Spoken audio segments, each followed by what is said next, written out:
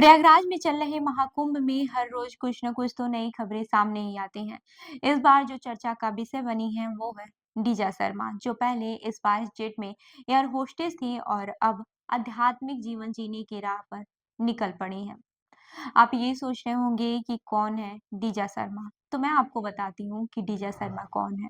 डीजा शर्मा पहले spice jet airlines में air hostess के तौर पर काम करती थी। उनका जीवन बहुत आरामदायक था, लेकिन 6 महीने पहले उनकी मां का निधन हो गया और इसने उनकी पूरी दुनिया ही बदल दी। अपनी मां की मौत के बाद से डीजा ने सोचा कि भले ही उनके पास पैसों की कोई कमी नहीं थी, लेकिन किसी अपने का साथ न होना सबसे बड़ा दुख है। यही कारण था कि उन्होंने आध्यात्मिकता की ओर रुख किया। अपने पिता की सलाह पर डीजा ने प्रयागराज के महाकुंभ मेले में शामिल होने का फैसला लिया। उनका मानना है कि कुंभ में हिस्सा लेकर उन्हें कुछ आत्मिक शांति मिलेगी। यहाँ आने से पहले डीजा ने खुद को आध्यात्मिक रूप से तैयार किया और रुद्राक्ष की माला पहनना शुरू किया, जिससे उनका गेटअप पूरी तरह से एक साध्वी जैसा नजर आता था। वहीं महाकुंभ में डीजा शर्मा की मौजूदगी ने कुछ लोगों को यह सोचने पर मजबूर कर दिया है कि क्या वह हर्षा रिछारिया की बहन है।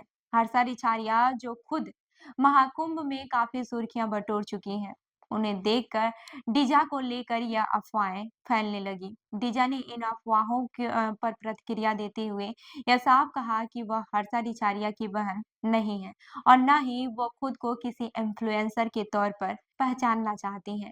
डीजा ने अपने गेटअप के बारे में कहा कि वह हमेशा रुद्राक्ष की माला पहनती हैं क्योंकि यह उन्हें मानसिक शांति देता है। डीजा ने बताया कि उन्होंने रुद्राक्ष की माला पहनी है, वह किसी महाराज से पूजा करवा कर ही पहनने का संकल्प लिया था।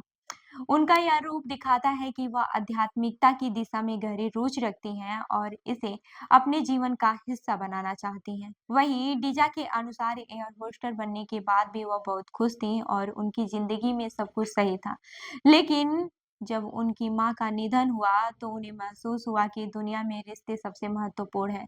पैसों का तो कोई अंत नहीं होता है, लेकिन अपनों का साथ खोना बहुत बड़ा नुकसान होता है। इस एहसास के बाद से उन्होंने आध्यात्मिकता के रास्ते पर चलने का निर्णय लिया। अब डीजा अपनी पुरानी नौकरी छोड़ चुके हैं और पूरी तरह से आध्यात्मिकता में खो चुकी हैं। वह कुंभ मेले में आने के बाद अपने नए जीवन के बारे में विचार करती हैं और इस अनुभव पर अपने अंदर की शांति को महसूस करते हैं। कुंभ मेला एक ऐसा अवसर है जहां पर हर साल लाखों लोग आकर अपने जीवन को नया दिशा देते हैं। डीजा शर्मा की कहानी एक प्रेरणा है कि किसी भी दुखद घटना के बाद से एक व्यक्ति अपने जीवन को नए तरीके से जी सकता है।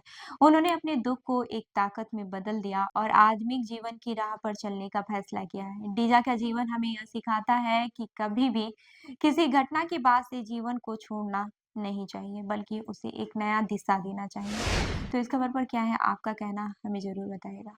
मैं हूँ रूबी आपके साथ और आप देख रहे हैं जनदर्पण न्यूज़। धन्यवाद।